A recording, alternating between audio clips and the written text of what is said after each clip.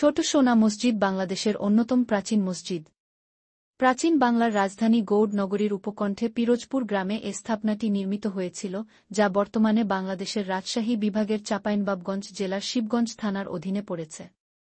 সুলতান আলাউদ্দিন হুসেন শাহের শাসনামলে ১৪৯৮ থেকে ১৫১৯ খ্রিস্টাব্দে ওয়ালি মোহাম্মদ আলী নামে এক ব্যক্তি এই মসজিদ নির্মাণ করেছিলেন। মসজিদের মাঝের দরজার উপর প্রাপ্ত এক শিলালিপি থেকে এ তথ্য জানা যায়। তবে শিলালিপিতে নির্মাণের সঠিক তারিখ সম্বলিত অক্ষরগুলি মুছে যাওয়ায় নির্মাণকাল জানা যায়নি। এটি কোতোয়ালি দরজা থেকে মাত্র ৩ কি. দক্ষিণে। মসজিদটি মুসলিম স্থাপত্যের অন্যতম নিদর্শন। এটি হোসেন শাহ স্থাপত্য রীতিতে তৈরি। নামকরণ: ছোট সোনা মসজিদ সুলতানি স্থাপত্যের রত্ন বলে আখ্যাত। এর বাইরের দিকে সোনালি রঙের আস্তরণ ছিল, সূর্যের আলো পড়লে এ রং সোনার মতো ঝলমল করত। প্রাচীন গৌড়ে আরেকটি মসজিদ ছিল যা বড় সোনা মসজিদ নামে পরিচিত। এটি তৈরি করেছিলেন সুলতান নুসরত শাহ। সেটি ছিল আরও বড়। তাই স্থানীয় লোকজন এটিকে ছোট সোনা মসজিদ বলে অবহিত করত, আর গৌড় নগরীর মসজিদটিকে বলত বড় সোনা মসজিদ। মসজিদটি উত্তর দক্ষিণে ৮২ ফুট লম্বা ও পূর্ব পশ্চিমে ৫২.৫ ফুট চওড়া। উচ্চতা ২০ ফুট। এর দেয়ালগুলো প্রায় ৬ ফুট পুরু। দেয়ালগুলো ইটের, কিন্তু মসজিদের ভেতরে ও বাইরে এরা পাথর দিয়ে ঢাকা। তবে ভেতরের দেয়ালে যেখানে খিলানের কাজ শুরু হয়েছে সেখানে পাথরের কাজ শেষ হয়েছে। মসজিদের খিলান ও গম্বুজগুলো ইটের তৈরি। মসজিদের ৪ কোণে ৪টি বুরুজ আছে। এগুলোর ভূমি নকশা অষ্টকোণাকার। বুরুজগুলোতে ধাপে ধাপে বলয়ের কাজ আছে। বুরুজগুলোর উচ্চতা ছাদের কার্নিশ পর্যন্ত। মসজিদের পূব দেয়ালে ৫টি খিলানযুক্ত দরজা আছে। খিলানগুলো বহুভাগে বিভক্ত। এগুলো অলঙ্করণে সমৃদ্ধ। উত্তর ও দক্ষিণ দেয়ালে আছে ৩টি করে দরজা। তবে উত্তর দেয়ালের সর্বপশ্চিমের দরজাটির জায়গা রয়েছে সিডি। এই সিডিটি উঠে গেছে মসজিদের অভ্যন্তরে উত্তর পশ্চিম দিকে দোতলায় অবস্থিত একটি বিশেষ কামরায়। কামরাটি পাথরের স্তম্ভের উপর অবস্থিত। মসজিদের গঠন অনুসারে এটিকে জেনানামহল বলেই ধারণা করা হয়। তবে অনেকের মতে এটি জেনানামহল ছিল না, এটি ছিল সুলতান বা শাসনকর্তার নিরাপদে নামাজ আদায়ের জন্য আলাদা করে তৈরি একটি কক্ষ, অর্থাৎ বাদশাহখানা।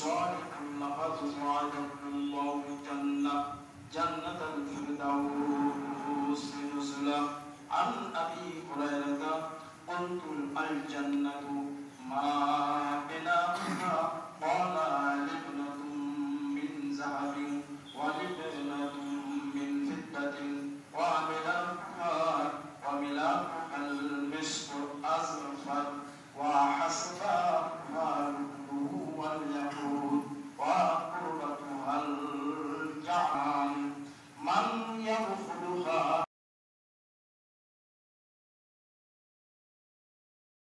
অন্তর্ভাগ: ১৮০৮ সালে ছোট সোনা মসজিদ। মসজিদটির অভ্যন্তরভাগ কালো ব্যাসাল্টের ৮টি স্তম্ভ দ্বারা উত্তর দক্ষিণে ৩টি আইল ও পূর্ব পশ্চিমে ৫টি সারিতে বিভক্ত। এই ৫টি সারির মাঝের সারিটি ১৪.৫ ইঞ্চি চওড়া, বাকি সারিগুলো ১১.৪ ইঞ্চি চওড়া। পূব দেয়ালের ৫টি দরজা বরাবর মসজিদের অভ্যন্তরে রয়েছে ৫টি মিহরাব। এদের মধ্যে মাঝেরটি আকারে বড়। প্রতিটির নকশাই অর্ধবৃত্তাকার। মিহরাবগুলোতে পাথরের উপর অলঙ্করণ রয়েছে। সর্ব উত্তরের মিহরাবটির উপরে দোতলার কামরাটিতেও একটি মিহরাব রয়েছে। মসজিদের অভ্যন্তরের ৮টি স্তম্ভ ও চারপাশের দেয়ালের উপর তৈরি হয়েছে মসজিদের ১৫টি গম্বুজ। মাঝের মিহরাব ও পূর্ব দেয়ালের মাঝের দরজার মধ্যবর্তী অংশে ছাদের উপর যে গম্বুজগুলো রয়েছে সেগুলো বাংলা চৌচালা গম্বুজ। এদের দুপাশে দুসারিতে ৩টি করে মোট ১২টি গম্বুজ রয়েছে। এরা অর্ধবৃত্তাকার গম্বুজ। এ মসজিদের অন্যতম বৈশিষ্ট্য হল, বাইরের যে কোনো পাশ থেকে তাকালে কেবল ৫টি গম্বুজ দেখা যায়, পেছনের গম্বুজগুলো দৃষ্টিগোচর হয় না। অলঙ্করণ: ছোট সোনা মসজিদের পার্শ্ব প্রান্ত।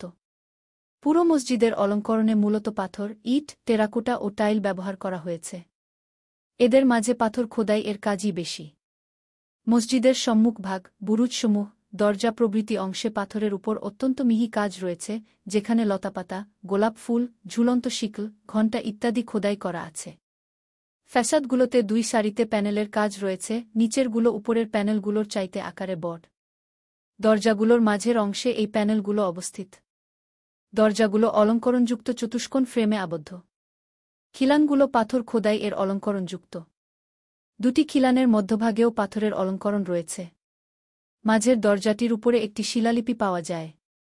ক্রেইটন ও কানিংহামের বর্ণনা থেকে জানা যায়, একসময় বাইরের দিকে পুরো মসজিদটির উপর সোনালি রঙের আস্তরণ ছিল, মতান্তরে কেবল গম্বুজগুলোর উপর। গম্বুজগুলোর অভ্যন্তরভাগ টেরাকোটা সমৃদ্ধ। অপরাপর স্থাপনাসমূহ। ছোট সোনা মসজিদ সংলগ্ন কবর। মূল মসজিদের আঙিনায় ঢোকার পথে একটি তোরণ আছে। এর বাইরের দিকটি পাথর দিয়ে ঢাকা ছিল। এটি 2.4 মিটার চওড়া। উচ্চতা 7.4 মিটার। তোরণটি মসজিদের মাঝের দরজা বরাবর অবস্থিত। তোরণের সামান্য পূবে বাঁধানো মঞ্চের উপর উত্তর দক্ষিণ বরাবর 2টো কবর রয়েছে। 2টি কবরই কালো পাথরের উপরে উঠে যাওয়া সিডি স্তরযুক্ত। সবচেয়ে উঁচুতে যে স্তরটি রয়েছে তা ব্যারেল আকৃতির। এতে পবিত্র কুরআন শরীফের কিছু আয়াত ও আল্লাহর নাম লেখা রয়েছে। কবর 2টো কার তা জানা যায় না, তবে ধারণা করা হয় নির্মাতা ওয়ালি মোহাম্মদ ও তার স্ত্রীর।